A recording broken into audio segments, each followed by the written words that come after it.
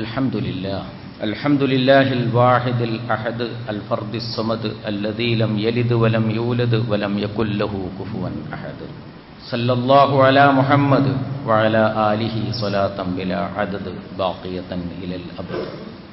الحمد لله نحمده ونستعينه ونستغفره ونستهديه ونؤمن به ونتوكل عليه. أيها الناس أوصيكم وإياي بتقوى الله.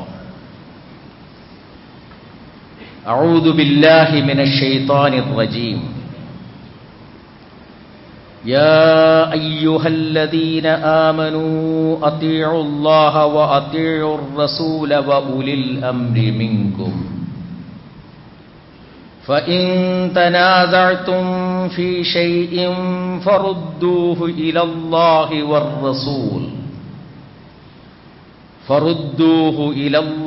والرسول إن كنتم تؤمنون بالله واليوم الآخر ذلك خير وأحسن تأويلا. صدق الله العلي العظيم.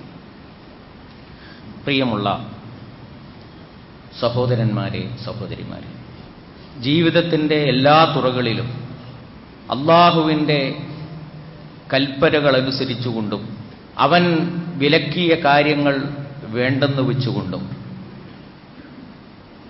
ജീവിക്കണമെന്ന്, തഖ്വയുള്ളവരായിരിക്കണമെന്ന് ഞാൻ എന്നോടെന്ന പോലെ നിങ്ങളോടും വളരെ കണിശമായി വസിയത്ത് ചെയ്യുകയാണ്. മുസ്ലിം സമൂഹത്തിനകത്ത് വിവിധ വിഷയങ്ങളിൽ അഭിപ്രായ ഭേദങ്ങൾ എങ്ങനെയാണ് രൂപം കൊണ്ടത് എന്നതിനെക്കുറിച്ചാണ് നാം സംസാരിച്ചു തുടങ്ങിയത്. ആ വിഷയത്തിലേക്ക് പ്രവേശിക്കുന്നതിന് മുമ്പ് ദീനുമായും ശരീഅത്തുമായും ഫിഖ്ഹുമായും ബന്ധപ്പെട്ട ചില മൗലിക വിഷയങ്ങൾ നിങ്ങളുടെ ശ്രദ്ധയിൽപ്പെടുത്തുകയായിരുന്നു. കഴിഞ്ഞ ഖുതുബയിൽ പറഞ്ഞു വന്ന കാര്യം നമ്മിൽ പലരുടെയും ഓർമ്മയിലുണ്ടാകും. അല്ലാഹുവിൻ്റെ ദീൻ എന്നും ഒന്നായിരുന്നു. എന്നാൽ വിവിധ പ്രവാചകന്മാരുടെ അനുയായികൾക്ക് അല്ലാഹു സുബ്ഹാനഹു വ തആല നൽകിയിട്ടുള്ള ശരീഅത്ത് വ്യത്യസ്തങ്ങളായിരുന്നു. ഈ വിഷയം പറഞ്ഞു മുന്നോട്ടു പോകുമ്പോൾ വളരെ മൗലികമായ ചില കാര്യങ്ങൾ കൂടി വ്യക്തമാക്കേണ്ടതുണ്ട് എന്ന് തോന്നുന്നു. ഇനി വരാനിരിക്കുന്ന കാര്യങ്ങൾ ശരിയാം വണ്ണം മനസ്സിലാക്കാനും നമ്മുടെ മനസ്സിൽ നിന്ന് ചില അവ്യക്തതകൾ ദൂരീകരിക്കാനും അതുമൂലം സാധ്യമാകും എന്ന് ഞാൻ വിചാരിക്കുകയാണ്. ദീനും ശരീഅത്തും എന്ന് നാം വേർതിരിച്ചു പറയുമ്പോൾ ചില ആളുകളുടെ മനസ്സിൽ വരുന്നത് ദീൻ എന്നാൽ അടിസ്ഥാന വിശ്വാസങ്ങളും ആരാധനാ കാര്യങ്ങളുമാണ്. ശരീഅത്ത് എന്ന് പറഞ്ഞാൽ അടിസ്ഥാന വിശ്വാസങ്ങൾക്കും ആരാധനാ കാര്യങ്ങൾക്കും പുറത്തുള്ള കുടുംബവുമായും സമൂഹവുമായും സാമ്പത്തിക രാഷ്ട്രീയ വിഷയങ്ങളുമായും ബന്ധപ്പെട്ട കാര്യങ്ങളെയാണ് ശരീഅത്ത് എന്ന് പറയുന്നത് എന്നാണ് ചില ആളുകൾ ധരിച്ചു വച്ചിട്ടുള്ളത്. വേറെ ചില ആളുകളുടെ വിശ്വാസം ദീനും ശരീഅത്തും എന്ന് പൊതുവായി പറഞ്ഞാൽ ഇസ്ലാമിൻ്റെ അടിസ്ഥാന വിശ്വാസ കാര്യങ്ങളും ഏതാനും ആചാരങ്ങളും അനുഷ്ഠാനങ്ങളും ഉൾക്കൊള്ളുന്നവ മാത്രമാണ്. ആരാധനയ്ക്ക് പുറത്തുള്ള ജീവിതം ദീനിന് പുറത്താണ്, ശരീഅത്തിന് പുറത്താണ്. ഇസ്ലാമിൻ്റെ അടിസ്ഥാനങ്ങളെ സംബന്ധിച്ചും അതിൻ്റെ അധ്യാപനങ്ങളെക്കുറിച്ചും സൂക്ഷ്മമായി ഒരു പഠനം നടത്തുവാൻ നമ്മൾ തയ്യാറായാൽ നമുക്ക് സംശയമേതുമില്ലാതെ ബോധ്യപ്പെടും ഈ രണ്ട് വാദങ്ങളും അബദ്ധ ജഡിലങ്ങളാണ് എന്ന്. അല്ലാഹുവിൻ്റെ ദീൻ എന്ന് അല്ലാഹു പരിചയപ്പെടുത്തിയിട്ടുള്ളത് കേവല വിശ്വാസകാര്യങ്ങളെ മാത്രമല്ല, കേവലമായ അനുഷ്ഠാനങ്ങളെയുമല്ല, മറിച്ച് ജീവിതവുമായി ബന്ധപ്പെട്ട എല്ലാ വിഷയങ്ങളെയും അല്ലാഹു സുബ്ഹാനഹു വ തആല ദീൻ എന്ന് പരിചയപ്പെടുത്തിയിട്ടുണ്ട്. വിശുദ്ധ ഖുർആനിലൂടെ തന്നെ നമുക്ക് കടന്നു പോകാം. സൂറത്തുൽ ബയ്യിനയിൽ അല്ലാഹു പറയുന്നു, വമാ ഉമിറു ഇല്ലാ ലിയഅബ്ദുല്ലാഹ മുഖ്ലിസീന ലഹുദ്ദീൻ. അല്ലാഹുവിന് മാത്രം വിധേയമായിക്കൊണ്ട് അല്ലാഹുവിന് ഇബാദത്ത് ചെയ്യുവാനല്ലാതെ അവർ കൽപ്പിക്കപ്പെട്ടിട്ടില്ല. വയുഖീമുസ്സലാത്ത വയുത്തുസ്സകാത്ത്, നമസ്കാരം നിലനിർത്തുവാനും സകാത്ത് നൽകുവാനും. വദാലിക ദീനുൽ ഖയ്യിമ, ഏറ്റവും ചൊവ്വായ ശരിയായ ദീൻ അതാണ്. ഇവിടെ അല്ലാഹുവിനുള്ള ഇബാദത്തിനെ കുറിച്ച് പൊതുവായും നമസ്കാരം, സകാത്ത് എന്നീ കാര്യങ്ങളെ പ്രത്യേകമായും പരാമർശിച്ചതിന് ശേഷം അല്ലാഹു പറയുന്നു, വദാലിക ദീനുൽ ഖയ്യിമ, അത് ഏറ്റവും ചൊവ്വായ ദീനാണ്. നമസ്കാരം നിലനിർത്തുന്നതും സകാത്ത് നൽകുന്നതും ദീനാണ് എന്ന വിഷയത്തിൽ നമുക്ക് അഭിപ്രായ വ്യത്യാസമില്ല. അതുകൊണ്ട് അത് വിശദീകരിക്കേണ്ട കാര്യവുമില്ല. എന്നാൽ വിശുദ്ധ ഖുർആൻ ഒരുപാട് സിവിൽ നിയമങ്ങൾ ഒരു സമൂഹം എന്നുള്ള നിലക്ക് നമ്മൾ ജീവിക്കുമ്പോൾ ഇവിടെ പാലിക്കേണ്ട ഒരുപാട് നിർദ്ദേശങ്ങൾ നമുക്ക് നൽകുന്നുണ്ട്. ആ നിർദ്ദേശങ്ങളെ സംബന്ധിച്ച് വിശുദ്ധ ഖുർആൻ ദീൻ എന്ന് പ്രയോഗിച്ചത് നമുക്ക് കാണാൻ കഴിയും. സൂറത്തുൽ മാഇദയിലെ 3-ാമത്തെ ആയത്തിൽ അല്ലാഹു സുബ്ഹാനഹു വ തആല ഒരു പ്രഖ്യാപനം നടത്തുന്നുണ്ട്. അൽയൗമ അക്മൽതു ലക്കും ദീനക്കും വ അത്മംതു അലൈക്കും നിഅമതി വ റളീതു ലക്കുമുൽ ഇസ്ലാമ ദീന. ഇന്ന് ഞാൻ നിങ്ങളുടെ ദീൻ പൂർത്തീകരിച്ചു തന്നിരിക്കുന്നു, എന്റെ അനുഗ്രഹം നിങ്ങൾക്ക് പൂർണ്ണമായി നൽകിയിരിക്കുന്നു, ഇസ്ലാമിനെ നിങ്ങൾക്ക് ദീനായി തൃപ്തിപ്പെട്ടു തന്നിരിക്കുന്നു. ഇവിടെ ദീൻ പൂർത്തീകരിച്ചു തന്നു എന്നും ഇസ്ലാമിനെ ദീനായി തൃപ്തിപ്പെട്ടു എന്നും പറയുന്നതിനു മുമ്പായി അതേ ആയത്തിൽ തന്നെ അല്ലാഹു സുബ്ഹാനഹു വ തആല ഭക്ഷണവുമായി ബന്ധപ്പെട്ട നിയമങ്ങളാണ് അവതരിപ്പിക്കുന്നത്. ആരാധനയെക്കുറിച്ചല്ല, ഭക്ഷണത്തെക്കുറിച്ചാണ് അവിടെ പറയുന്നത്. ഹുർരിമത് അലൈക്കും അൽ മൈതതു വലഹ്മുൽ ഖിൻസീർ, ശവം നിങ്ങൾക്ക് ഹറാമാക്കപ്പെട്ടിരിക്കുന്നു, പന്നിയുടെ മാംസം നിങ്ങൾക്ക് ഹറാമാക്കപ്പെട്ടിരിക്കുന്നു. വമാ ഉഹില്ല ലിഗൈരില്ലാഹി ബിഹി, അല്ലാഹുവിന് വേണ്ടി അല്ലാതെ സമർപ്പിക്കപ്പെട്ടതും നിങ്ങൾക്ക് ഹറാമാക്കപ്പെട്ടിരിക്കുന്നു എന്ന് വിശദീകരിച്ചുകൊണ്ട് ഒരുപാട് കാര്യങ്ങൾ, മാംസത്തിന്റെ ഇനങ്ങളിൽ നിന്ന് ധാരാളം കാര്യങ്ങൾ ഹറാമാക്കപ്പെട്ടത് വിശദീകരിച്ചുകൊണ്ടാണ് അല്ലാഹു പറയുന്നത്, അൽയൗമ അക്മൽതു ലക്കും ദീനക്കും, ഇന്ന് നിങ്ങളുടെ ദീൻ നിങ്ങൾക്ക് പൂർത്തിയാക്കിയിരിക്കുന്നു.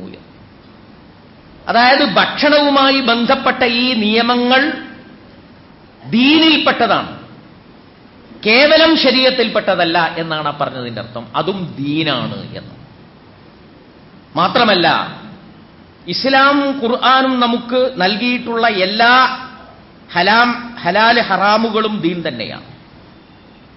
വേദക്കാരെ സംബന്ധിച്ച് പറഞ്ഞുകൊണ്ട് അല്ലാഹു പറയുകയാണ്, ഖാതിലുല്ലദീന ലാ യുഅ്മിനൂന ബില്ലാഹി വൽ യൗമിൽ ആഖിർ, അല്ലാഹുവിലും അന്ത്യദിനത്തിലും വിശ്വസിക്കാത്ത ആളുകളോട് നിങ്ങൾ സമരം ചെയ്യുക. വലാ യുഹർരിമൂന മാ ഹറമല്ലാഹു വറസൂലുഹു, അല്ലാഹുവും അവന്റെ റസൂലും ഹറാമാക്കിയതിനെ ഹറാമാക്കാത്തവരുമായ ആളുകളോട് നിങ്ങൾ യുദ്ധം ചെയ്യുക. വലാ യദീനൂന ദീനൽ ഹഖ്, ശരിയായ ദീനിനെ അവർ അനുധാവനം ചെയ്യുന്നില്ല. ഇപ്പൊ ശരിയായ ദീനിനെ അവർ അനുധാവനം ചെയ്യുന്നില്ല എന്ന വാചകം പ്രയോഗിച്ചിട്ടുള്ളത് അല്ലാഹുവും റസൂലും ഹറാമാക്കിയതിനെ ഹറാമാക്കുന്നില്ല എന്ന് പറഞ്ഞതിന് ശേഷമാണ്. അതായത് എല്ലാ ഹലാല് ഹറാമുകളും ദീനിന്റെ പരിധിയിൽപ്പെടുന്നു എന്നർത്ഥം. അപ്പോൾ സിവിൽ നിയമങ്ങളെല്ലാം ദീനിന്റെ പരിധിയിൽപ്പെട്ടതാണ് എന്നതിൽ നിന്ന് നമുക്ക് മനസ്സിലാക്കാൻ കഴിയും. ഇനി ക്രിമിനൽ നിയമങ്ങൾ ദീനിന്റെ പരിധിക്ക് പുറത്താണോ? അതിനെ ദീൻ എന്ന് നമുക്ക് വിശദീകരിക്കാൻ കഴിയുമോ? അതിനും വിശുദ്ധ ഖുർആനിൽ നിന്ന് നമുക്ക് മനസ്സിലാക്കാൻ കഴിയുന്ന ഭാഗങ്ങളുണ്ട്. അസ്സാനിയതു വസ്സാനി ഫജ്ലിദു കുല്ല വാഹിദിൻ മിൻഹുമാ മിഅത ജൽദ. വ്യഭിചാരിണിയെയും വ്യഭിചാരിയെയും അവരിൽ ഓരോരുത്തരെയും നിങ്ങൾ 100 അടി അടിക്കണം. വലാ തഖുദുകും ബിഹിമാ റഅഫത്തും ഫീ ദീനില്ലാ. അല്ലാഹുവിന്റെ ദീൻ നടപ്പാക്കുന്ന വിഷയത്തിൽ യാതൊരു മാർദ്ദവവും നിങ്ങൾക്ക് ബാധിക്കരുത്. നിങ്ങളുടെ സൗമ്യശീലം കൊണ്ട്, നിങ്ങളുടെ മാർദ്ദവ സ്വഭാവം കൊണ്ട് അല്ലാഹുവിന്റെ ദീൻ നടപ്പാക്കുന്ന വിഷയത്തിൽ നിങ്ങൾ ഒരു ലാഘവത്വം കാണിച്ചു പോകരുത് എന്ന് അല്ലാഹു പറയുന്നു. ഇവിടെ കട്ടവനുള്ള ശിക്ഷ, വ്യഭിചരിച്ചവനുള്ള ശിക്ഷ, അക്രമം കാണിക്കുന്നവർക്കുള്ള ശിക്ഷ, മറ്റുള്ളവരെ വധിക്കുന്നവർക്കുള്ള ശിക്ഷ, ഇതെല്ലാം ക്രിമിനൽ നിയമമാണ്. അവയെല്ലാം ക്രിമിനൽ പ്രൊസീജിയർ കോഡിലാണ് ആധുനിക രാഷ്ട്രങ്ങൾ വെച്ചിട്ടുള്ളത്. അതുകൊണ്ട് ക്രിമിനൽ നിയമങ്ങളെ സംബന്ധിച്ചും അല്ലാഹു സുബ്ഹാനഹു വ തആല ഇവിടെ പ്രയോഗിച്ചിട്ടുള്ളത് ഫീ ദീനില്ല, അല്ലാഹുവിന്റെ ദീൻ നടപ്പാക്കുന്ന വിഷയത്തിൽ എന്നാണ്. ഇതേ പ്രയോഗം തന്നെ യൂസുഫ് അലൈഹിസ്സലാമുമായി ബന്ധപ്പെട്ട ഒരു സംഭവത്തിൽ വിശുദ്ധ ഖുർആൻ പ്രയോഗിക്കുന്നത് നമുക്ക് കാണാൻ കഴിയും. യൂസുഫ് അലൈഹിസ്സലാമിന്റെ 11 സഹോദരന്മാർ യൂസുഫ് അലൈഹിസ്സലാമിന്റെ മുന്നിലെത്തിയിരിക്കുകയാണ് ധാന്യം ശേഖരിക്കുന്നതിനു വേണ്ടി. തന്റെ സഹോദരന്മാരെ മനസ്സിലാക്കിയ യൂസുഫ് അലൈഹിസ്സലാമിന്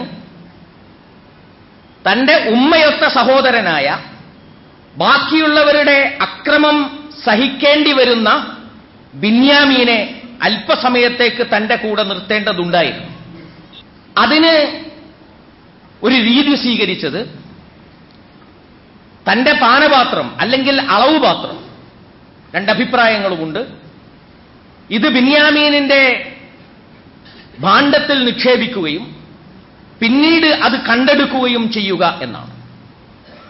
ഒരു പാനപാത്രമോ ഒരളവ് പാത്രമോ ഒരു ഭാണ്ഡത്തിൽ നിന്ന് കണ്ടെടുത്തു എന്നതുകൊണ്ട് മാത്രം ഒരാളെ ബന്ധിയാക്കി പിടിക്കാനോ ഒരാളെ അറസ്റ്റ് ചെയ്യുവാനോ ഉള്ള യാതൊരു നിയമവും അക്കാലത്ത് ഈജിപ്തിലെ ഭരണാധികാരിയുടെ ഭരണ സംവിധാനത്തിലുണ്ടായിരുന്നില്ല. അഥവാ അവിടുത്തെ ക്രിമിനൽ പ്രൊസീജിയർ കോഡിൽ അതുണ്ടായിരുന്നില്ല. അതുണ്ടായിരുന്നില്ല എന്ന് പറയാൻ വിശുദ്ധ ഖുർആൻ പ്രയോഗിച്ചിട്ടുള്ള പദമേതാണ് എന്ന് നിങ്ങൾ ഒന്ന് ആലോചിച്ചു നോക്കൂ. മാ കാന ലിയഖുദ അഖാഹു ഫീ ദീനിൽ മലിക്. ആ മലിക്കിന്റെ ഒരു ദീനനുസരിച്ച്, അവിടുത്തെ നിയമ സംവിധാനം അനുസരിച്ച്, അവിടുത്തെ ക്രിമിനൽ പ്രൊസീജിയർ കോഡ് അനുസരിച്ച് തന്റെ സഹോദരനെ പിടിച്ചു വെക്കാൻ കഴിയുമായിരുന്നില്ല എന്നാണ് അല്ലാഹു സുബ്ഹാനഹു വ തആല ഇവിടെ പ്രയോഗിച്ചിട്ടുള്ളത്. അപ്പൊ ഇതിൽ നിന്ന് വളരെ ലളിതമായി നമുക്ക് മനസ്സിലാക്കാൻ കഴിയുന്നത് വിശ്വാസകാര്യങ്ങളെയും ആചാരാനുഷ്ഠാനങ്ങളെയും മാത്രമല്ല ദീൻ എന്ന് പറയുന്നത്, മറിച്ച് സിവിൽ നിയമങ്ങളെക്കുറിച്ചും ക്രിമിനൽ നിയമങ്ങളെക്കുറിച്ചും എല്ലാം ദീൻ എന്ന് പറയുന്നു. അതുകൊണ്ട് ദീൻ എന്നാൽ ആരാധനകളും അനുഷ്ഠാനങ്ങളുമാണ്, ശരീഅത്ത് എന്നാൽ അവയ്ക്ക് പുറത്തുള്ള നിയമസംഹിതയാണ് എന്ന് പറയുന്നതിന് യാതൊരർത്ഥവുമില്ല. മറിച്ച് ദീൻ എല്ലാ വശങ്ങളെയും ഉൾക്കൊള്ളുന്നതാണ്. ആരാധന ദീനാണ്, ക്രിമിനൽ നിയമങ്ങൾ ദീനാണ്, സിവിൽ നിയമങ്ങൾ ദീനാണ്. ആ ദീനിന്റെ ഭാഗമായി ഓരോ പ്രവാചകന്റെയും കാലത്ത് വ്യത്യസ്തങ്ങളായ വിശദാംശങ്ങൾ ഉണ്ടായിട്ടുണ്ട്, നിയമസംഹിതകൾ ഉണ്ടായിട്ടുണ്ട്. ആ നിയമസംഹിതകൾക്കും വിശദാംശങ്ങൾക്കുമാണ് ശരീഅത്ത് എന്ന് പറയുന്നത്. മറ്റൊരു ഭാഷയിൽ പറഞ്ഞാൽ ഓരോ പ്രവാചകനെയും അനുധാവനം ചെയ്യുന്ന ആളുകൾ അല്ലാഹുവിന്റെ ദീനാണ് അനുധാവനം ചെയ്യുന്നത്. അങ്ങനെ അനുധാവനം ചെയ്യാൻ തീരുമാനിക്കുന്ന ആളുകൾക്ക്, ആ പ്രവാചകന്റെ അനുയായികൾക്ക് ഏതൊക്കെ വഴിയിലൂടെ സഞ്ചരിക്കണം എന്നതിനെ സംബന്ധിച്ച് വളരെ കൃത്യമായിട്ടുള്ള ചട്ടക്കൂടുകൾ നൽകുന്നുണ്ട്. ആ ചട്ടക്കൂടുകളെയാണ് ശരീഅത്ത് എന്ന് പറയുന്നത്. അപ്പോൾ ആ ചട്ടക്കൂടുകളും ദീനിന്റെ ഭാഗമാണ്. ആ ചട്ടക്കൂടുകളെ ദീനിൽ നിന്ന് വേർപെടുത്താനോ ചട്ടക്കൂടിൽ നിന്ന് ദീനിനെ വേർപെടുത്തുവാനോ നമുക്ക് സാധ്യമല്ല എന്നുള്ള കാര്യം നമ്മൾ ആദ്യമായി മനസ്സിലാക്കണം. അതായത് ദീനും ശരീഅത്തും വെള്ളം ചേരാത്ത രണ്ട് അറകളല്ല, ദീനിന്റെ രണ്ടു വശങ്ങൾക്ക് പറയുന്ന പേരല്ല, മറിച്ച് ദീൻ എന്നത് അടിത്തറയും ശരീഅത്ത് എന്ന് പറയുന്നത് ആ അടിത്തറയിൽ നിലനിൽക്കുന്ന വിശദാംശങ്ങളുമാണ്. ഇത് വളരെ ആഴത്തിൽ തന്നെ നമ്മൾ മനസ്സിലാക്കിയിരിക്കേണ്ടതായിട്ടുണ്ട്. ഈ ദീനിലും ശരീഅത്തിലും വ്യത്യസ്തമായ രണ്ട് വിഭാഗങ്ങൾ ഉണ്ട് എന്ന് നമ്മൾ അറിയണം. രണ്ട് വിഭാഗങ്ങളുണ്ട്. ഒരു വിഭാഗം ഇബാദാത്ത് എന്ന് പറയുന്ന വിഭാഗമാണ്. ആരാധനകളെന്നോ അനുഷ്ഠാനങ്ങളെന്നോ നമുക്ക് സൗകര്യത്തിന് ഇപ്പോൾ അതിനെ പരിഭാഷപ്പെടുത്താം. മറ്റൊരു വിഭാഗം മുആമലാത്ത് എന്ന് പറയുന്ന ഭാഗമാണ്. അഥവാ മനുഷ്യ ജീവിതത്തിലെ ഇടപാടുകളാണ് മുആമലാത്ത് എന്ന് പറയുന്നത്. ആമല എന്ന് പറഞ്ഞാൽ പരസ്പരം പ്രതിവർത്തിച്ചു അല്ലെങ്കിൽ ഇടപാടുകൾ ചെയ്തു എന്നാണ് അർത്ഥം. മുആമലാത്ത് എന്ന് പറഞ്ഞാൽ ജീവിതത്തിലെ ഇടപാടുകളാണ്. ഇബാദാത്ത് അല്ലാഹുവിനുള്ള പൂർണ്ണമായ കീഴ്പ്പെടലാണ്, ആരാധനയാണ്. മുആമലാത്ത് എന്ന് പറയുന്നത് അല്ലാഹുവിന്റെ വിധികൾക്കനുസരിച്ചു തന്നെ ഈ ജനങ്ങളുമായി ഇടപഴകുന്നതിനു വേണ്ടി ഉണ്ടാക്കിയിട്ടുള്ള ഏർപ്പാടുകളാണ്. മുആമലാത്തുകളെ വ്യത്യസ്ത തലക്കെട്ടുകളിലായി ആളുകൾ വിഭജിച്ചിട്ടുണ്ട്. ഒന്ന് മുബായഅത്ത് അഥവാ കച്ചവട ഇടപാടുകളാണ്. ഏതൊക്കെ കച്ചവടമാകാം, ഏതൊക്കെ കച്ചവടം ആയിക്കൂടാ. ഏതൊക്കെ പണമിടപാടുകളാകാം, ഏതൊക്കെ പണമിടപാടുകൾ ആയിക്കൂടാ. എന്തൊക്കെ ഇസ്ലാമിൽ അനുവദനീയമാണ്, എന്തൊക്കെ നിഷിദ്ധമാണ്, ആ വിഷയമാണ് മുബായഅത്ത് എന്ന ഇനത്തിൽ പെടുന്നത്. മറ്റൊന്ന് മുനാക്കഹാത്താണ്. കുടുംബജീവിതത്തിൽ എന്തൊക്കെ നിയമങ്ങളാണ് അല്ലാഹു സുബ്ഹാനഹു വ തആല നിശ്ചയിച്ചിട്ടുള്ളത്. കുടുംബ നിയമങ്ങൾ എന്ന് നമുക്കതിനെക്കുറിച്ച് പറയാം, അല്ലെങ്കിൽ വിവാഹ നിയമങ്ങൾ എന്നതിനെക്കുറിച്ച് പറയാം. എങ്ങനെയൊക്കെയാണ് നിക്കാഹ് ചെയ്യാൻ കഴിയുക, എങ്ങനെയൊക്കെയാണ് തലാഖ് ചെയ്യാൻ കഴിയുക, തലാഖിന് പുറമെ നിക്കാഹ് ചെയ്തതിൽ നിന്ന് ഒരാൾ മോചിതനാകണമെന്ന് തീരുമാനിച്ചാൽ അയാൾക്കുള്ള മാർഗങ്ങൾ എന്തൊക്കെയാണ്, ആ മാർഗങ്ങളൊക്കെ അവലംബിക്കുന്ന ഘട്ടത്തിൽ എന്തൊക്കെ കാര്യങ്ങൾ ശ്രദ്ധിച്ചിരിക്കണം, ഒരാൾക്ക് ഭാര്യയോടുള്ള ചുമതല എന്താണ്, ഭർത്താവിനോടുള്ള ചുമതല എന്താണ്, കുട്ടികളോടുള്ള ബാധ്യത എന്താണ്, ഇങ്ങനെയുള്ള ഒരുപാട് വിഷയങ്ങൾ ഉൾക്കൊള്ളുന്നതാണ് പരമ്പരാഗത കർമ്മശാസ്ത്ര ഗ്രന്ഥങ്ങളിൽ മുനാക്കഹാത്ത് എന്ന പേരിൽ വിശദീകരിച്ചിട്ടുള്ള കാര്യം. പിന്നീട് ഹുദൂദിനെ സംബന്ധിച്ച് പറയുന്നുണ്ട്, ശിക്ഷാവിധികളെക്കുറിച്ച് പറയുന്നുണ്ട്. ഖലാഅ് അഥവാ നിയമവ്യവസ്ഥയെ സംബന്ധിച്ച് പറയുന്നുണ്ട്. എല്ലാം ഇപ്പോൾ വിശദീകരിക്കാൻ കഴിയില്ല. മുആമലാത്ത് എന്ന് പറയുന്ന ഒരു വലിയ തലക്കെട്ടിന് താഴെ കർമ്മശാസ്ത്ര പണ്ഡിതന്മാർ ഒരുപാട് തലക്കെട്ടുകൾ ഇങ്ങനെ ക്രമീകരിച്ചു വെച്ചിട്ടുണ്ട്. ഇതെല്ലാം തന്നെ മുആമലാത്തിൽപ്പെട്ട സംഗതികളാണ്. ഇതിൽ ഇബാദത്തിന് മാത്രം ദീനെന്നും മുആമലത്തിന് മാത്രം ശരീഅത്തെന്നും പറയാൻ പാടില്ലെന്ന് ഞാൻ പറഞ്ഞു. ദീനിന്റെയും ശരീഅത്തിന്റെയും അടിസ്ഥാന ഘടകങ്ങളാണ് ഈ ഇബാദാത്തും മുആമലാത്തും. എന്തുകൊണ്ടാണ് ഇബാദാത്തും മുആമലാത്തും അഥവാ അനുഷ്ഠാന കർമ്മങ്ങളും ജീവിത ഇടപാടുകളും രണ്ട് തലക്കെട്ടുകളായി വിഭജിച്ചു വച്ചിരിക്കുന്നത്? അതിന് കാരണം രണ്ടിനോടുമുള്ള ഇസ്ലാമിക ശരീഅത്തിന്റെ സമീപനം രണ്ടാണ്. അനുഷ്ഠാനമെന്ന് പറഞ്ഞാൽ അല്ലാഹു സുബ്ഹാനഹു വ തആലയും റസൂലും നമുക്ക് നിശ്ചയിച്ചു തരുന്നതാണ്. അത് വളരെ നിശ്ചിതമാണ്, വളരെ നിയതമാണ്. അതിൽ നിശ്ചയിച്ചു തന്നതേ നമ്മൾ അനുഷ്ഠിക്കേണ്ടതുള്ളൂ. നിശ്ചയിച്ചു തരാത്ത യാതൊന്നും നമ്മൾ അനുഷ്ഠിക്കേണ്ടത് നമ്മുടെ ബാധ്യതയല്ല. അതിന്റെ അടിസ്ഥാനം ആവശ്യമില്ലാത്തതാണ് പൊതുവിൽ, എന്നാൽ അല്ലാഹു നിശ്ചയിച്ചിട്ടുള്ളതെല്ലാം ആവശ്യമുള്ളതാണ് എന്നുള്ളതാണ്. അള്ളാഹു നിശ്ചയിച്ചു എന്നതാണ് ഒരു ഇബാദത്താകുന്നതിനുള്ള അടിസ്ഥാനം. അള്ളാഹു പഠിപ്പിക്കണം, അല്ലെങ്കിൽ റസൂല് നമുക്ക് പഠിപ്പിക്കണം. എന്നാൽ മുആമലാത്തിന്റെ കാര്യത്തിൽ സംഗതി വളരെ തിരിച്ചാണ്. പൊതുവിൽ കാര്യങ്ങളെല്ലാം അനുവദനീയമാണ്.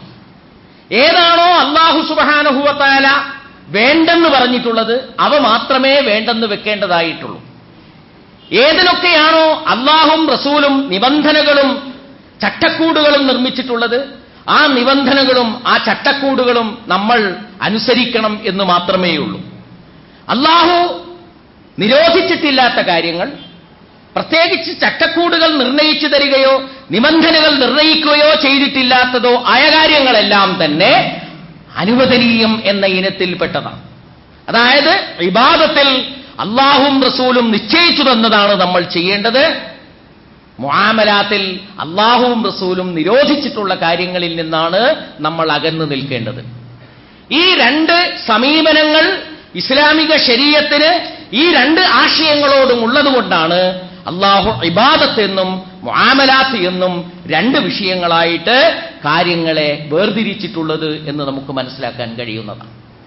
ഇതും ഈ വിഷയം പഠനവിധേയമാക്കുമ്പോൾ നമ്മുടെ മനസ്സിൽ ഉണ്ടായിരിക്കേണ്ടുന്ന ഒരടിത്തറയാണ്. മൂന്നാമതൊരു കാര്യവും കൂടി സൂചിപ്പിച്ച് ഇന്നത്തെ ഖുതുബയിൽ നിന്ന് നമുക്ക് വിരമിക്കാം. അതെന്താണെന്ന് ചോദിച്ചാൽ, ഈ ദീനിന്റെയും ഇസ്ലാമിക ശരീഅത്തിന്റെയും മൗലികമായിട്ടുള്ള പ്രമാണങ്ങൾ ഏതാണ്? ഈ പ്രമാണം എന്ന ആശയം ഇന്ന് കേരളത്തിൽ ഏറ്റവും കൂടുതൽ ചർച്ച ചെയ്യുന്ന ഒരാശയമാണ്. പ്രമാണം എന്ന ആശയം ഒരു വിഭാഗം വളരെ ശക്തമായി ആഹ്വാനം ചെയ്തുകൊണ്ടിരിക്കുന്നത് നിങ്ങൾ പ്രമാണത്തിലേക്ക് തിരിച്ചു വരിക എന്നാണ്. മറ്റൊരു വിഭാഗം പറഞ്ഞുകൊണ്ടിരിക്കുന്നത് പ്രമാണമെന്നത് അത്ര പ്രധാനപ്പെട്ട കാര്യമൊന്നുമല്ല എന്നുമാണ്. അപ്പോൾ പ്രമാണം ഇന്ന് കേരളത്തിലെ ഏറ്റവും പ്രധാനപ്പെട്ട ചർച്ചയാണ്. അതുകൊണ്ട് പ്രമാണം എന്താണെന്നും പ്രമാണത്തിന്റെ സ്വഭാവം എന്താണെന്നും നാം മനസ്സിലാക്കിയിരിക്കണം. പ്രമാണത്തിലേക്ക് തിരിച്ചു പോകണം എന്ന് പറയുന്ന ആളുകൾ, പ്രമാണം മുറുകെ പിടിക്കണം എന്ന് പറയുന്ന ആളുകൾ ചിലപ്പോൾ അതിൽ അതിര് കവിഞ്ഞുകൊണ്ട് പ്രമാണത്തിന്റെ അക്ഷരങ്ങളെ മാത്രം സ്വീകരിക്കുകയും പ്രമാണത്തിന്റെ ആശയങ്ങളെയും പ്രമാണത്തിന്റെ വിശാലമായ സാധ്യതകളെയും പ്രമാണത്തിന്റെ പാഠഭേദങ്ങളെയും പ്രമാണത്തിന്റെ വിശദാംശങ്ങളെയും തീർത്തും നിരാകരിക്കുകയും ചെയ്യുന്നു. എന്നാൽ മറ്റേ വിഭാഗം ആളുകളാകട്ടെ പ്രമാണം എന്തുമാകട്ടെ നമുക്ക് പ്രമാണത്തിന്റെ വളയമില്ലാതെ തന്നെ ചാടാം എന്ന് തീരുമാനിക്കുകയും ചെയ്യുന്നു. എന്നാൽ ദീനുൽ ഇസ്ലാമിൽ ഇതിന്റെ രണ്ടിന്റെയും മധ്യത്തിലാണ് കാര്യം എന്ന് നമ്മൾ ഗൗരവപൂർവം മനസ്സിലാക്കിയിരിക്കേണ്ടതുണ്ട്.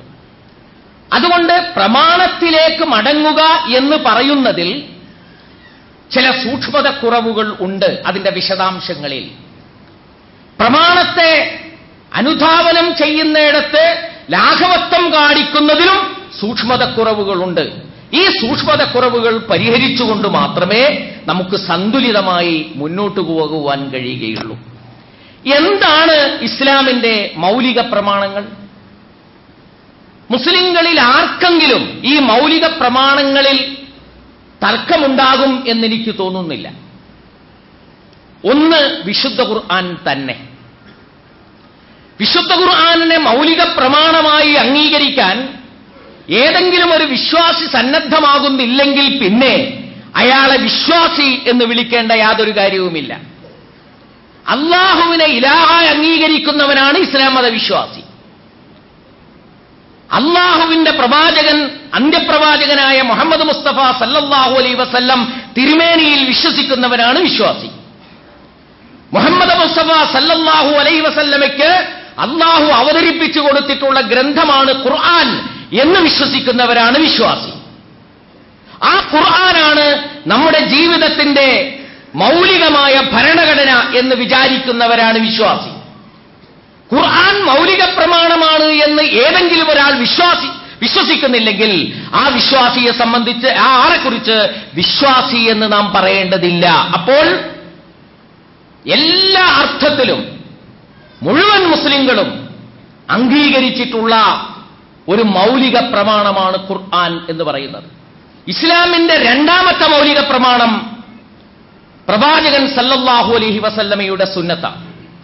റസൂൽ സല്ലല്ലാഹു അലൈഹി വസല്ലം ഈ ലോകത്തോട് വിട പറയുന്നതിന് മുമ്പ് വളരെ ശ്രദ്ധേയമായ ഒരു വാചകം പറഞ്ഞിട്ടുണ്ട്. ഇതാ ഇപ്പോൾ ഞാൻ നിങ്ങളുടെ കൂടെ ഉണ്ട്. അള്ളാഹുവിന്റെ ഖുർആൻ ഞാൻ നിങ്ങൾക്ക് ഓതിക്കേൽപ്പിച്ചു തന്നിരിക്കുന്നു. ആ ഖുർആൻ ഞാൻ നിങ്ങൾക്ക് വിശദീകരിച്ചു തന്നുകൊണ്ടിരിക്കുന്നു. ഖുർആനിന്റെ ഒരു പ്രതിരൂപം എന്നുള്ള നിലയിൽ, ഖുർആനിന്റെ ജീവിക്കുന്ന ഒരു ദൃഷ്ടാന്തം എന്നുള്ള നിലയിൽ ഞാൻ ഇപ്പോൾ നിങ്ങളുടെ കൂടെയുണ്ട്. എന്നും ഞാൻ നിങ്ങളുടെ കൂടെ ഉണ്ടായിക്കൊള്ളണമെന്നില്ല. ഞാൻ നിങ്ങളിൽ നിന്ന് പിരിഞ്ഞു പോകുന്ന സന്ദർഭത്തിൽ തറക്തു ഫീക്കും അംറൈൻ, രണ്ട് കാര്യങ്ങൾ നിങ്ങളിൽ വിട്ടേച്ചുകൊണ്ടാണ് ഞാൻ തിരിച്ചു പോകുന്നത്, അള്ളാഹുവിലേക്ക് യാത്രയാകുന്നത്. കിതാബല്ലാഹ് വസുന്നത റസൂലിഹി വസുന്നതി, അള്ളാഹുവിന്റെ ഗ്രന്ഥവും എന്റെ ചര്യയുമാണത്. ലൻ തളില്ലു മാ തമസ്സക്തും ബിഹിമാ, അത് രണ്ടും നിങ്ങൾ മുറുകെ പിടിക്കുന്ന കാലത്തോളം നിങ്ങൾ ഒരിക്കലും ഭിന്നിക്കുവാൻ പോകുന്നില്ല. ഈ രണ്ട് സാധനവും നിങ്ങൾ മുറുകെ പിടിക്കുക, നിങ്ങളുടെ അണപ്പല്ലുകൾ കൊണ്ട് കടിച്ചു പിടിക്കുക എന്ന് വേറെ ചില ഹദീസുകളിൽ നമുക്ക് കാണുവാൻ കഴിയും. അപ്പോൾ ഈ രണ്ട് സാധനങ്ങളുമാണ്, ഈ രണ്ട് ശേഷിപ്പുകളുമാണ് നമ്മെ സംബന്ധിച്ചിടത്തോളം നമ്മുടെ ദീനിന്റെയും നമ്മുടെ ശരീഅത്തിന്റെയും മൗലികമായ പ്രമാണങ്ങൾ എന്ന് പറയുന്നത്. വിശുദ്ധ ഖുർആനിൽ നിന്നും ഈ രണ്ട് പ്രമാണങ്ങളെ സംബന്ധിച്ചുള്ള കാഴ്ചപ്പാടുകൾ നമുക്ക് ലഭിക്കും. വഅൻസൽനാ ഇലൈക ദിക്ർ, അല്ലാഹു റസൂലുള്ളാഹി സ്വല്ലല്ലാഹു അലൈഹി വസല്ലം തങ്ങളോട് പറയുന്നു, നാം താങ്കളിലേക്ക് ഈ ഗ്രന്ഥം ഇറക്കി.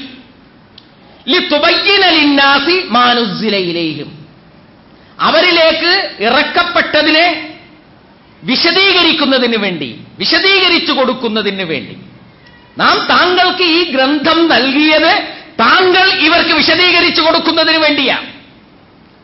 അങ്ങനെ നാം ഉദ്ദേശിച്ചിട്ടില്ലായിരുന്നുവെങ്കിൽ ഈ ഗ്രന്ഥം നൽകുന്നതിന് വേറെയും മാർഗങ്ങൾ ഉണ്ടാകുമായിരുന്നു. ഒന്നുകിൽ ഓരോ പ്രദേശത്തും ഈ ഗ്രന്ഥം ഇറക്കിക്കൊടുക്കാം, അല്ലെങ്കിൽ ഒരു മലക്കിനെ നിയോഗിച്ചുകൊണ്ട് എത്തിച്ചു കൊടുക്കാം, അല്ലെങ്കിൽ ഓരോ ആളുടെയും മനോമുഖരത്തിൽ ഇത് ഇട്ടുകൊടുക്കാം. പല രീതികളും ഉണ്ടാകുമായിരുന്നില്ലേ? പ്രവാചകൻ എന്ന പേരിൽ താങ്കളെ നിയോഗിച്ചുകൊണ്ട് താങ്കളിലേക്ക് ഈ ഗ്രന്ഥം നൽകിയതിന്റെ ഉദ്ദേശം, ഗ്രന്ഥത്തിൽ പറയുന്ന അക്ഷരങ്ങളെ താങ്കൾ തങ്ങളുടെ ജീവിതത്തെ കൊണ്ട് വ്യാഖ്യാനിച്ചു കൊടുക്കണമെന്നാണ്. അതുകൊണ്ട് ഗ്രന്ഥം ഒരു പ്രമാണമായതുപോലെ താങ്കളുടെ വിശദീകരണവും ഒരു പ്രമാണമാണ് എന്നാണ് അതിൽ നിന്ന് നാം മനസ്സിലാക്കേണ്ടത്. യാ അയ്യുഹല്ലദീന ആമനൂ അത്തിയുല്ലാഹ വ അത്തിയുർ റസൂല വ ഉലിൽ അംരി മിൻകും, അല്ലയോ വിശ്വാസികളെ, നിങ്ങൾ അല്ലാഹുവിനെ അനുസരിക്കണം, റസൂലിനെയും നിങ്ങളിൽ നിന്നുള്ള കൈകാര്യകർത്താക്കളെയും അനുസരിക്കണം.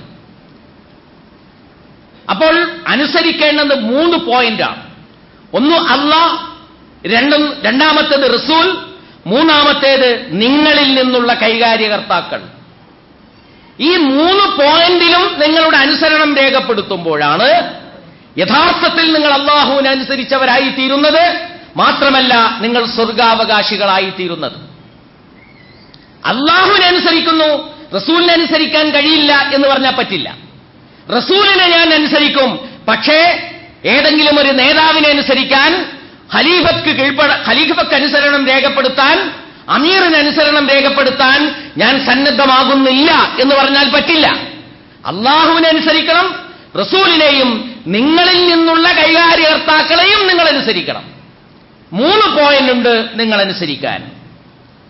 എന്നാൽ ഫഇൻ തനാസഅതും ഫീ ഷൈഇൻ, നിങ്ങൾ ഏതെങ്കിലും ഒരു കാര്യത്തിൽ ഭിന്നാഭിപ്രായമുള്ളവരായാൽ ഫറദ്ദൂഹു ഇലല്ലാഹി വർ റസൂൽ, പിന്നെ അത് മടക്കേണ്ടത് അല്ലാഹുവിലേക്കും റസൂലിലേക്കുമാണ് എന്ന് പറഞ്ഞാൽ അവിടെ 3 പോയിന്റുകൾ അവശേഷിക്കുന്നില്ല, 2 കേന്ദ്രങ്ങളെ അവശേഷിക്കുന്നുള്ളൂ. ഒന്ന് അല്ലാഹുവാണ്, മറ്റൊന്ന് റസൂലാണ്. എന്ന് പറഞ്ഞാൽ നിങ്ങളിൽ നിന്ന് തെരഞ്ഞെടുക്കപ്പെടുന്ന ഒരു ഖലീഫയുണ്ടെങ്കിൽ, നിങ്ങളിൽ നിന്ന് തെരഞ്ഞെടുക്കുന്ന നിങ്ങളിലെ ഒരു കൈകാര്യകർത്താവ് ഉണ്ടെങ്കിൽ ആ ഖലീഫയും ആ കൈകാര്യകർത്താവും അന്തിമമായി അവലംബിക്കേണ്ടത് അള്ളാഹുവിനെയും റസൂലിനെയും തന്നെയാണ്, വിശുദ്ധ ഖുർആനിനെയും തുറിസുന്നത്തിനെയും തന്നെയാണ് എന്നാണ് ഈ ആയത്തിൽ നിന്നും നമുക്ക് മനസ്സിലാക്കാൻ കഴിയുന്നത്. ദാലിക ഖൈർ വഅഹ്സനു തഅ്വീല, അതാണ് നിങ്ങൾക്ക് ഏറ്റവും ഉത്തമമായത്. മാത്രമല്ല പരിണിത ഫലങ്ങൾ എടുത്തു നോക്കിയാലും നിങ്ങൾക്ക് ഏറ്റവും ഗുണം നൽകുന്നത് അതാണ്. പരലോകത്ത് ചെല്ലുമ്പോൾ നിങ്ങൾക്ക് ഉത്തമമായത് അതാണ് എന്ന് മാത്രമല്ല, ഈ ലോകത്തും പരലോകത്തും നിങ്ങളുടെ അന്തിമ ഫലം പരിഗണിക്കുമ്പോൾ താൽക്കാലികമായി നിങ്ങൾക്ക് എന്ത് കോട്ടങ്ങളുണ്ടായാലും പ്രയാസങ്ങളുണ്ടായാലും നിങ്ങൾക്ക് ഗുണകരമായി തീരുന്ന സമീപനം അതായിരിക്കും. നിങ്ങൾക്കിടയിൽ അഭിപ്രായ ഭേദങ്ങളുണ്ടെങ്കിൽ അള്ളാഹുവിലേക്കും റസൂലിലേക്കും തിരിക്കുക എന്നുള്ളതായിരിക്കും എന്നുകൂടി അള്ളാഹു സുബ്ഹാനഹു വ തആല നമുക്കിവിടെ വിശദീകരിച്ചു തരുന്നു. വമാ ആതാകുമുർ റസൂൽ ഫഖുദൂ, റസൂൽ നിങ്ങൾക്ക് കൊണ്ടുവന്നത് എന്താണോ അത് നിങ്ങൾ പിടിക്കുക, മുറുകെ പിടിക്കുക. വമാ നഹാകും അൻഹു ഫന്തഹു, റസൂൽ സല്ലല്ലാഹു അലൈഹി വസല്ലം എന്തൊക്കെ നിങ്ങളോട് നിരോധിച്ചിട്ടുണ്ടോ അതിൽ നിന്നെല്ലാം നിങ്ങൾ വിട്ടുനിൽക്കുക. അപ്പൊ വിശുദ്ധ ഖുർആനും തിരുസുന്നത്തും ഇത് രണ്ടുമാണ് നമ്മുടെ മൗലിക പ്രമാണങ്ങൾ. ഈ മൗലിക പ്രമാണങ്ങൾക്ക് ശേഷം പിന്നീട് നിയമനിർദ്ധാരണത്തിന് വേറെയും ചില പ്രമാണങ്ങൾ നിശ്ചയിച്ചിട്ടുണ്ട്. അതിലേറ്റവും പ്രധാനപ്പെട്ട രണ്ട് പ്രമാണങ്ങളാണ്. ഒന്ന് ഇജ്മാ, ഖുർആനും സുന്നത്തും അംഗീകരിക്കുന്ന, അതിൽ വിശ്വസിക്കുന്ന, സർവാത്മന അതിന് കീഴ്പ്പെടുന്ന ഇസ്ലാമിക സമൂഹത്തിന്റെ ഏകാത്മകമായ അഭിപ്രായം, അതിനാണ് ഇജ്മാ എന്ന് പറയുന്നത്. അവിടെയും അടിസ്ഥാനം ഖുർആൻ സുന്നത്ത് വരും. ഏതെങ്കിലും ഒരു വിഷയത്തിൽ അള്ളാഹുവിന്റെയോ റസൂലിന്റെയോ ഖണ്ഡിതമായ ഒരു വിധിയുണ്ട് എങ്കിൽ ആ വിഷയത്തിന് സമാനമായിട്ടുള്ള വിഷയങ്ങളിൽ അതേ വിധി തന്നെ പ്രാവർത്തികമാക്കുക എന്നുള്ള ഒരാശയമുണ്ട്. ആ ആശയത്തിനാണ് ഖിയാസ് എന്ന് പറയുന്നത്. അപ്പോൾ ഇജ്മാവും ഖിയാസും രണ്ടാം ഘട്ടത്തിൽ നിൽക്കുന്ന ഇസ്ലാമിന്റെ പ്രമാണങ്ങളാണ്. വേറെയും നിയമനിർദ്ധാരണത്തിന്റെ രീതികളും പ്രമാണങ്ങളുമായി ഒരുപാട് കാര്യങ്ങൾ വരുന്നുണ്ട്. അതിന്റെ എല്ലാ വിശദാംശങ്ങളിലേക്കും നമ്മൾ പ്രവേശിക്കേണ്ട കാര്യമില്ല ഇത്തരമൊരു സന്ദർഭത്തിൽ. അത് പണ്ഡിതന്മാരും വിവരമുള്ള ആളുകളും കൈകാര്യം ചെയ്യേണ്ടുന്ന മേഖലയാണ്, സാമാന്യമായി മനസ്സിലാക്കപ്പെടേണ്ട കാര്യമല്ല. ഇന്ന് ഞാൻ പറഞ്ഞിട്ടുള്ള കാര്യങ്ങളെ നിങ്ങൾക്ക് ഇങ്ങനെ ഒന്നുകൂടി വായിച്ചെടുക്കാം. ഒന്ന്, ദീനും ശരീഅത്തും എന്ന് പറയുന്നത് വെള്ളം ചേരാത്ത രണ്ട് അറകളല്ല. ജീവിതത്തിന്റെ എല്ലാ വശങ്ങളെയും ഉൾക്കൊള്ളുന്ന മൗലിക തത്വങ്ങളെയാണ് ദീൻ എന്ന് പറയുന്നത്. ആ മൗലിക തത്വങ്ങൾക്കനുസരിച്ച് ഓരോ കാലഘട്ടത്തിലും രൂപപ്പെട്ടു വരുന്ന നിയമസംഹിതയുടെ വിശദാംശങ്ങളാണ് ശരീഅത്ത് എന്ന് പറയുന്നത്. അന്തിമമായി ആ ശരീഅത്ത് ഉൾപ്പെടുന്നതാണ് ദീൻ. ആ ശരീഅത്തിൽ നിന്ന് ഭിന്നമായതല്ല ദീൻ. ദീനിലും ശരീഅത്തിലും ഇബാദത്ത്, മുആമലാത്ത് എന്ന രണ്ട് തലക്കെട്ടുകളുണ്ട്. ഇബാദത്തിന്റെ കാര്യത്തിൽ അള്ളാഹുവും റസൂലും പഠിപ്പിച്ചത് നാം അനുധാവനം ചെയ്യണം. മുആമലാത്തിന്റെ കാര്യത്തിൽ അള്ളാഹുവും റസൂലും നിരോധിച്ചതിൽ നിന്ന് നാം വിട്ടുനിൽക്കുകയും അള്ളാഹുവും റസൂലും നിശ്ചയിച്ചു തന്ന നിബന്ധനകളും ചട്ടക്കൂടുകളും നമ്മൾ അംഗീകരിക്കുകയും ചെയ്യണം. ദീനിന്റെയും ശരീഅത്തിന്റെയും മൗലികമായ പ്രമാണങ്ങൾ, അടിസ്ഥാനപരമായ പ്രമാണങ്ങൾ രണ്ടാണ്. ഒന്ന് വിശുദ്ധ ഖുർആൻ, രണ്ടാമത്തേത് തിരുസുന്നത്ത്. ഇവ രണ്ടിന്റെയും അടിസ്ഥാനങ്ങളിൽ വേറെയും ചില പ്രമാണങ്ങൾ ഉണ്ടാകുന്നുണ്ട്. ആ പ്രമാണങ്ങളിൽ പ്രധാനപ്പെട്ടതാണ് ഇജ്മാവും ഖിയാസും. ഈ ഖുർആനിൽ നിന്നും സുന്നത്തിൽ നിന്നും ഇജ്മായിൽ നിന്നും ഖിയാസിൽ നിന്നും എങ്ങനെയാണ് വ്യത്യസ്തങ്ങളായ അഭിപ്രായങ്ങൾ രൂപപ്പെട്ടു വരുന്നത്, അതിന്റെ കാരണങ്ങൾ എന്താണ്, അതുമായുള്ള നമ്മുടെ സമീപനം എന്തായിരിക്കണം എന്ന വിഷയത്തിലാണ് കുറച്ച് കാര്യങ്ങൾ പറയാനുള്ളത്. ഇൻഷാ അല്ലാഹ് വരും ഖുതുബകളിൽ അത് വിശദീകരിക്കാൻ നോക്കാം. അല്ലാഹു സുബ്ഹാനഹു വ തആല കാര്യങ്ങൾ യഥാവിധി മനസ്സിലാക്കുവാനും ഉൾക്കൊള്ളുവാനുമുള്ള തൗഫീഖ് നമുക്ക് നൽകുമാറാകട്ടെ. ഏറ്റവും സന്തുലിതമായി ദീനിനെ ഉൾക്കൊള്ളുവാൻ അവൻ നമുക്ക് ശക്തിയും താക്കത്തും നൽകുമാറാകട്ടെ.